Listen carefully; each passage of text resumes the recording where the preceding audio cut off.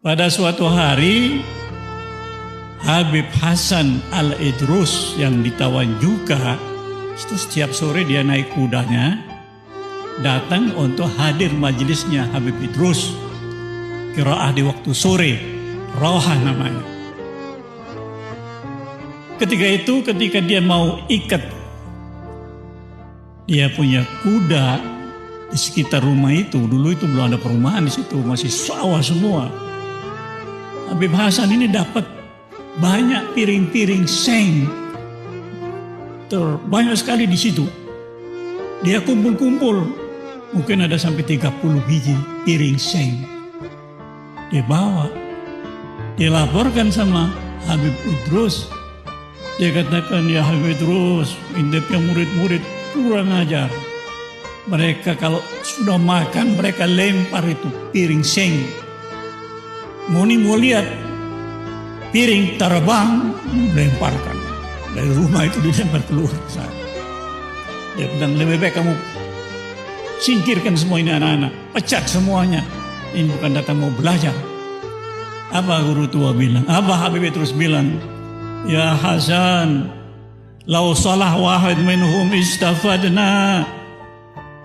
Dia bilang, kalau satu dari yang mereka ini semuanya, satu saja berhasil saya bina jadi anak yang baik, saya sudah beruntung.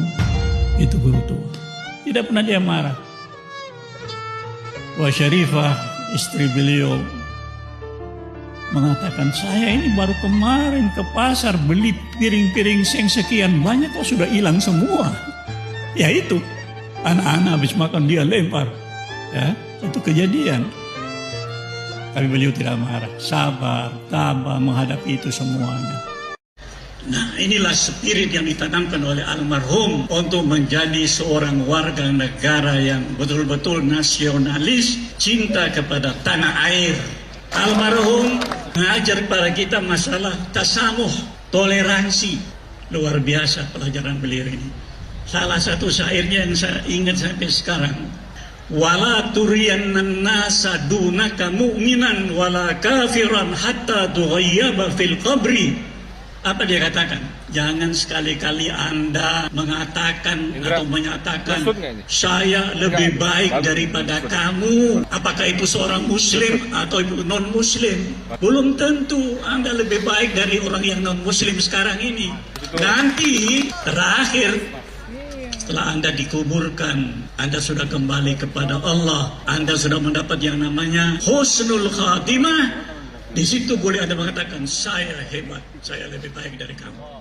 Para ulama membagi ada 3 bagian. Ada puasa yang namanya shaumul umum. Ini puasanya kebanyakan orang. Saya pakai istilah puasa kodian.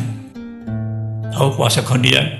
Dulu ada pakaian kodian, artinya dijahit begitu saja. Nah, lain ada pakaian memang ukuran bagus sekali. Jadi puasa juga begitu, ada puasa yang kelas di bawah sekali. Shaumul umum, yaitu sekedar menahan diri, tidak makan, tidak minum, tidak isep rokok, tidak menggauli istri, sejak fajar sampai dengan terbenamnya matahari. Kalau ditanya oleh para ulama bagaimana puasanya ini, sudah dia sudah melaksanakan ibadah puasa, sudah benar. Tapi itu nilai yang paling di bawah.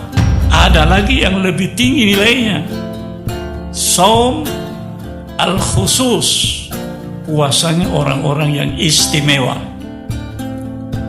Ini puasa lebih hebat lagi daripada yang tadi.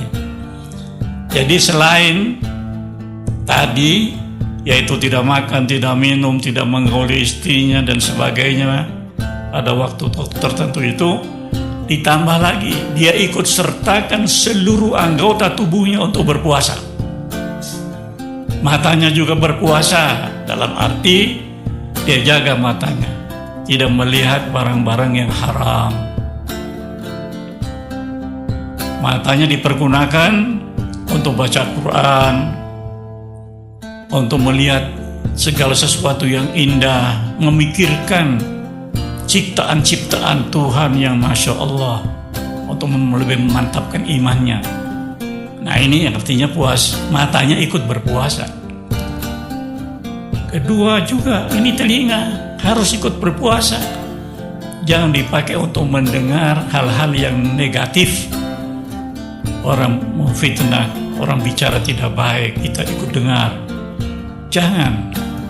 Kita tinggalkan hal-hal yang semacam itu. Pergunakan untuk mendengarkan qiraatul Quran. Ada orang baca Quran, kita tidak baca, kita dengar. Kita mendengar itu juga dapat pahala. Pokoknya telinga harus diikut sertakan untuk berpuasa. Juga mulut harus berpuasa. Diikut sertakan dalam berpuasa dalam arti tidak berbicara yang tidak baik, tidak berbohong, tidak mengeluarkan kata-kata yang menyinggung perasaan orang. Karena Nabi dalam hadisnya menyatakan, fa idza kana yaumu shaumi ahadikum fala yarfuth wala yashab wa in qatalahu ahadun falyaqul inni shaim.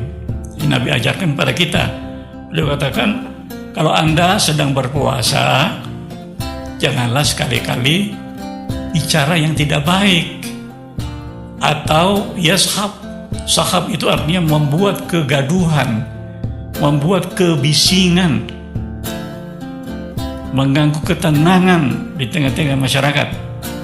Termasuk biasa kita lihat anak-anak muda kalau naik motor, dia gas motornya, sehingga membuat kebisingan. Orang tua yang sakit, ada anak-anak bayi yang sedang tidur terganggu. Kita sedang berbicara dengan tamu, kadang-kadang berhenti dulu karena ini motor ini belum lewat. Orang pasti sakit hati, orang tidak senang. Bahkan mungkin orang melaknat kepada anak-anak muda yang semacam ini, yang tidak punya akhlak, yang tidak punya perilaku yang baik. Nah itu juga yang semacam ini semuanya akan membatalkan nilai ibadah puasanya. Jadi itu harus dijaga semuanya. Kaki kita, tangan kita juga harus berpuasa. Jangan dipergunakan untuk pukul orang, atau mengancam orang, atau tanda tangan palsu. Ini semua pekerjaan tangan.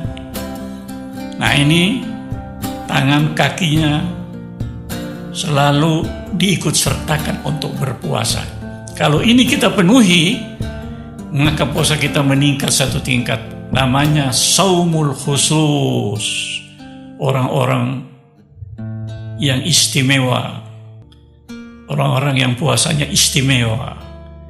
Tapi masih ada lagi tingkatan yang lebih tinggi daripada itu, yaitu selain semua tadi yang kita bicarakan itu, anggota badannya, tubuhnya diikut sertakan berpuasa, juga hatinya diikut sertakan untuk berpuasa. Bagaimana caranya? Ini hati adalah sumber dari segala-galanya. Katakan, hatiku adalah rajaku. Jangan terlintas dalam hati ketika kita berpuasa hal-hal yang negatif.